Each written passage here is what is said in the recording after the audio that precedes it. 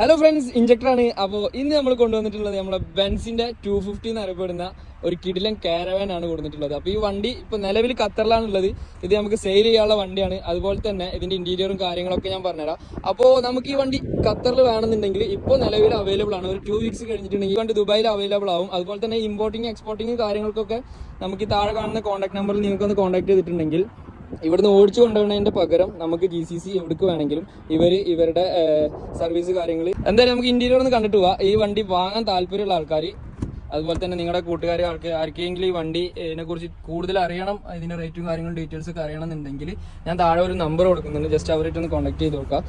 അപ്പോൾ ഇനി നമുക്ക് ഇതിന്റെ ബാക്ക് സീറ്റ് കാര്യങ്ങളൊക്കെ ജസ്റ്റ് ഒന്ന് പെട്ടെന്ന് കണ്ടിട്ട് വരാം. അതിന്റെ ബാക്ക് ഒരു രക്ഷയില്ല, കംപ്ലീറ്റ് കസ്റ്റം ചെയ്ത് ചേഞ്ച് ചെയ്ത് മാറ്റി വെച്ചിട്ടുണ്ട്. അപ്പോൾ ഇതാണ് ഇതിന്റെ ബാക്ക് സീറ്റ് കാര്യങ്ങളൊക്കെ വരുന്നത്. അതുപോലെ തന്നെ ഹാൻഡിക്യാപ്ഡ് ആയിട്ടുള്ള ആൾക്കാർക്ക് യൂസ് ചെയ്യാനുള്ള സെറ്റപ്പ് കാര്യങ്ങളൊക്കെ വരുന്നുണ്ട്. 4 സീറ്റ് ഇതാണ് കൊടുത്തിട്ടുള്ളത്. 4 സീറ്റാണ് ഇതിന്റെ ഉള്ളിലുള്ളത്.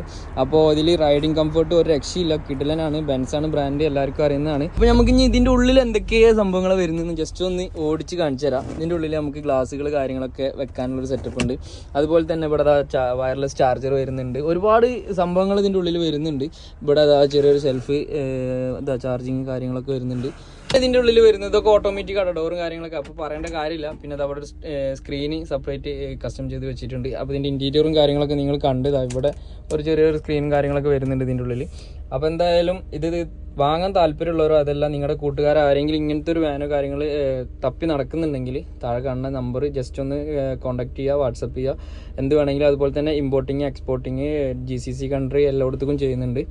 അപ്പോൾ വണ്ടി നമ്മുടെ ഖത്തർ വണ്ടി ദുബായ് രജിസ്ട്രേഷൻ അവിടുത്തെ നമ്പർ ആക്കി തരും. അപ്പോൾ എല്ലാ കാര്യത്തിനും ജസ്റ്റ് ഒന്ന് കോൺടാക്ട് ചെയ്യുക.